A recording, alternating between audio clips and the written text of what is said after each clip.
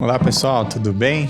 João Resch aqui e hoje eu vou trazer para vocês nosso estudo de incentivos de curto prazo, onde a gente trata de PLR, bônus, prêmios, lump sum e derivados. Vamos lá. Começando aqui, lembrando que vocês podem customizar esse e todos os nossos estudos, só clicar aqui nesse link para solicitar uma proposta de customização para o nosso comercial. Aqui, as sessões do nosso estudo, se você tiver interesse em ir diretamente para algum dado, só clicar aqui, você vai ser direcionado já para a página correta. E na sequência aqui já a introdução do nosso estudo. Lembrando que esse estudo está disponível para os clientes da consulta salarial. Aqui um pouquinho sobre o produto, sobre esse recurso. Perfil do mercado pesquisado, esse é o dado do mercado nacional, né? Temos empresas aqui de vários segmentos, várias regiões, que vocês podem consultá-las. E também, caso queiram fazer um estudo customizado, segmentado, aqui também a gente trouxe várias quebras por segmento, por região, já vamos chegar lá. Primeiro explicando um pouquinho sobre as modalidades, o que é PLR, o que é bônus, que lei que regulamenta isso, a gente traz aqui algumas informações importantes sobre cada um desses programas. Basicamente, né, existe uma regulamentação em lei para os programas que a gente classificou aqui como PLR, mas entram também PR, PPL, PL, basicamente os programas regidos pela 10.101, que trazem um incentivo fiscal, tanto para a empresa quanto para o colaborador. Já os programas de bônus são programas com desenho, né, um programa desenhado pela empresa que não precisa seguir nenhuma regra estabelecida em lei, mas que por conta disso mesmo gera todos os tributos aí normais dos salários. Modalidades dos programas, a gente perguntou para as empresas o que elas oferecem, se oferecem bônus, PLR, PPR, prêmio, lump sum. E aí, o que a gente viu aqui de mais comum é a prática de bônus. Vocês vão ver aqui pela soma que não dá 100%, porque as empresas oferecem mais de um programa. É muito comum a empresa ter um programa de PLR, mais um programa de bônus, ou um programa de PPR, mais um programa de bônus, programa de prêmio, mais bônus. Então, é uma combinação aqui de várias combinações possíveis, né? Mas o programa mais comum aqui é o de bônus. Tem uma legenda aqui, caso você não saiba o que é cada um desses programas, a gente descreve aqui no estudo detalhadamente cada um deles, tá bom? Aqui o que eu comentei, 80% das empresas que concedem bônus também tem um outro programa de PPR, PLR ou PPL. Tipo de programa. Aqui a gente perguntou a modalidade, se é no caso de PLR, né, se é um programa sindical ou se é um programa próprio, com um comitê interno de avaliação. Muitas empresas já optando aqui por um programa próprio, já é a maior parte, 67%. Se a gente vai aqui para 2020, era 65%, já estava forte, mas ao longo dos anos aí é uma tendência, essa proporção vem crescendo bastante. Seguindo aqui, tipo de programa por nível, quem é elegível, né? Quem é elegível a cada um dos programas. Então, vocês podem consultar aqui no nosso estudo. Nos casos aqui de programas de PLR, a maior parte aqui oferece esse programa para os administrativos, operacionais, e uma proporção um pouco menor aqui para executivos e comercial. Quando a gente vai para bônus, já inverte. A maior parte aqui oferece programa de bônus para os executivos. Claramente aqui a gente vê que os executivos em muitos casos são elegíveis aos dois programas, né? Perfeito. Seguindo aqui, composição do valor do ICP, né? Se é um programa de múltiplo salarial, porcentagem do salário anual, valor fixo, tem os três tipos, né, de modalidade, há alguns outros também, mas o mais comum são esses. E a gente avaliou aqui para cada programa, para PLR e para bônus, como que esses valores são compostos. No caso aqui de PLR, o mais comum é um múltiplo de salário, seguido aqui por um valor fixo. Geralmente os sindicatos querem um valor fixo e as empresas, quando montam um programa próprio, preferem estabelecer um múltiplo de salários, né? Então, um salário, por exemplo, para todos os colaboradores, ou 2 salários, 1,5 salário, já aqui nesse programa, quando prevê um valor fixo para todo mundo. Já os programas de bônus, muito menor aqui a proporção de valor fixo, justamente porque as empresas têm maior liberalidade, não precisa que envolver o sindicato, aí conseguem desenhar os programas da maneira que faz mais sentido.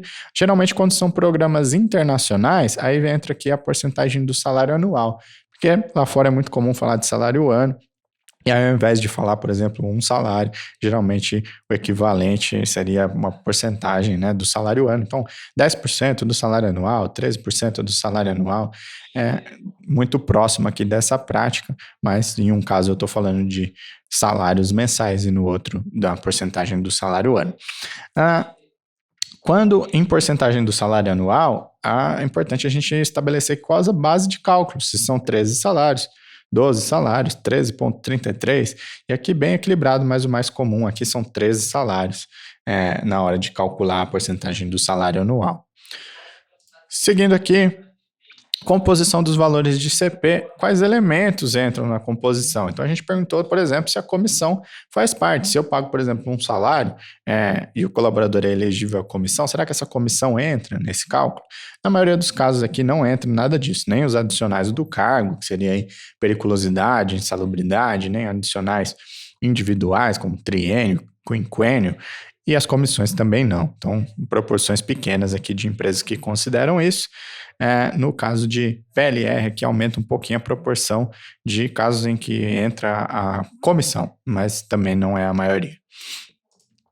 Seguindo aqui, periodicidade de pagamento. A gente avaliou aqui em quantas parcelas os programas são pagos, se é em uma parcela, duas parcelas, geralmente uma ou duas, né, porque é o que a lei prevê, e quando são pagas. A maioria dos casos aqui em uma parcela, 40% fazem o pagamento em duas parcelas, né, com um adiantamento aí no meio do período, e o mês mais comum aqui para pagamento seria em março. Então eu apuro os resultados, né, de um ano ali no comecinho do ano e pago em março do ano seguinte, referente aos resultados do ano anterior. Quando a gente muda aqui para bônus, aí já é muito mais comum aqui uma parcela, e como não tem mais influência da lei, isso pode acontecer em 2, 3, 4 parcelas, não tem mais essa restrição aí de pagar em 2 parcelas.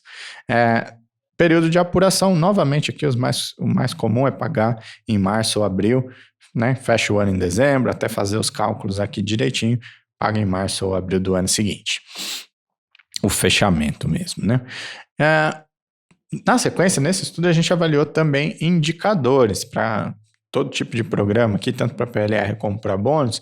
Quais são os indicadores que a empresa considera no programa e qual a proporção deles, né? Aqui embaixo a gente avaliou o peso dos indicadores e aqui vocês podem escolher, eu quero ver qual o peso dos indicadores financeiros, se ele entra ou não na conta do PLR e do bônus e qual a proporção de cada um deles.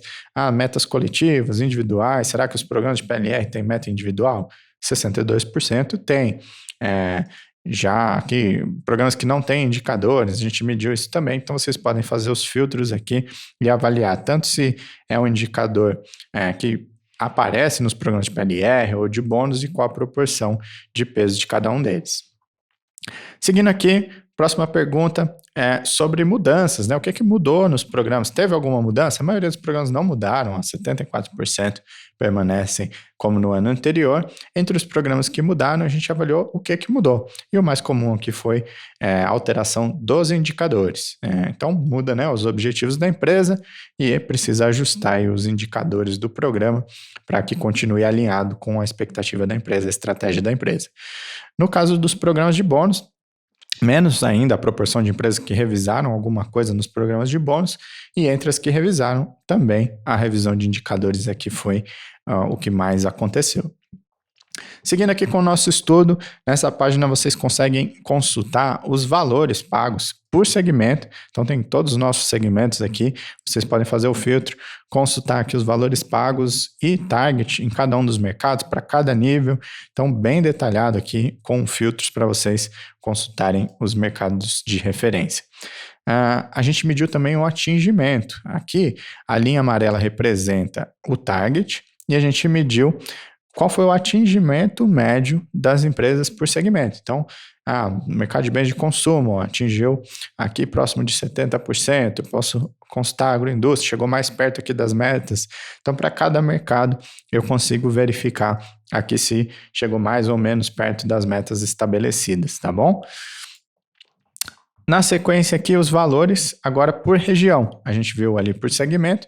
Agora vocês podem consultar, além das médias nacionais, a região de vocês. Tem todas as regiões aqui do Brasil, algumas de forma mais agrupada, outras no detalhe mesmo, para as regiões onde a gente tem maior amostragem, tá bom? Então, entra lá na consulta salarial, consulta o estudo, e aí vocês podem filtrar aqui no detalhe as informações de cada região.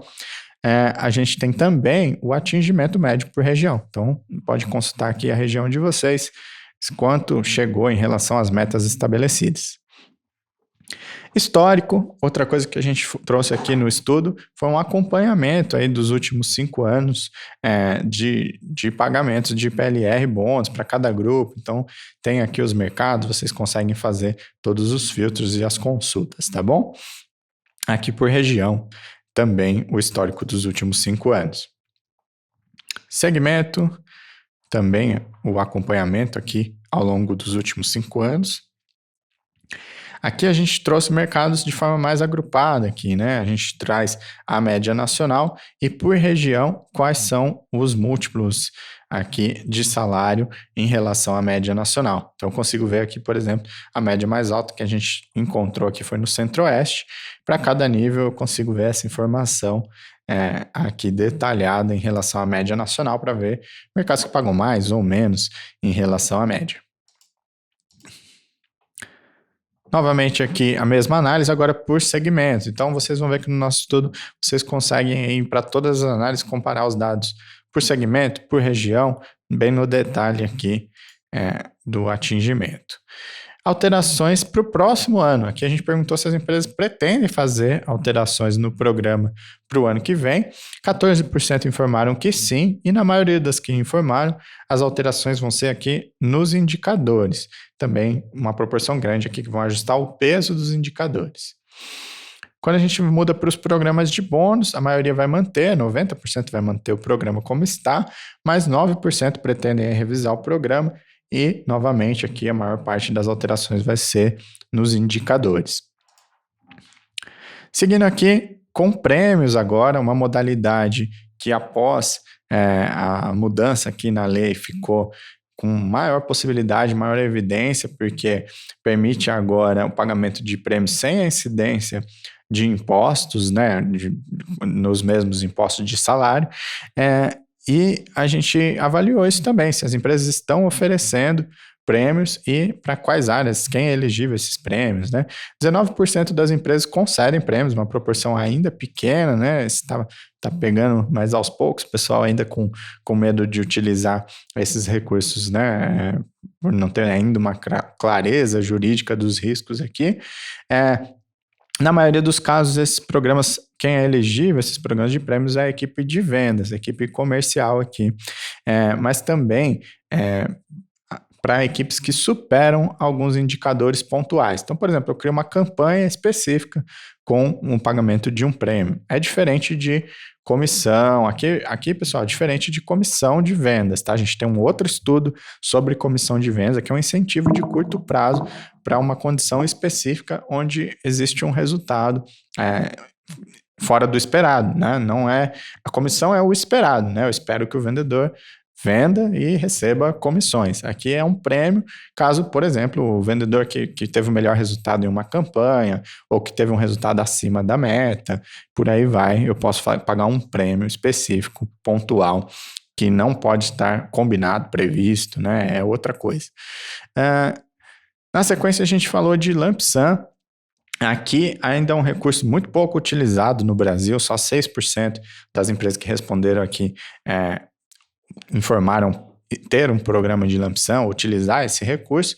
Caso você queira saber mais sobre isso, o que é lump sum, como que eu posso usar isso, a gente tem um material específico aqui, só clicar no link aqui para você ser direcionado para um material específico aqui sobre lump sum, tá bom?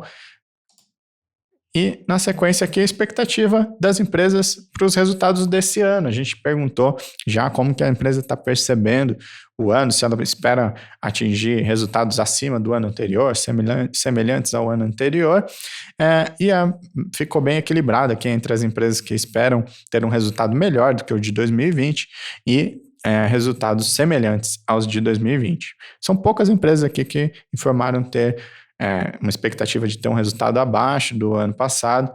Que bom, né? Que bom que o mercado aí se encaminhando para, pelo menos, a manutenção aqui, na maioria dos casos, um atingimento melhor do que o do ano passado. Bom, pessoal, esse foi o nosso estudo de CP. Espero que vocês tenham gostado. Conto com o feedback aí de vocês para a gente poder continuar melhorando esses estudos, tá bom? Muito obrigado e até a próxima.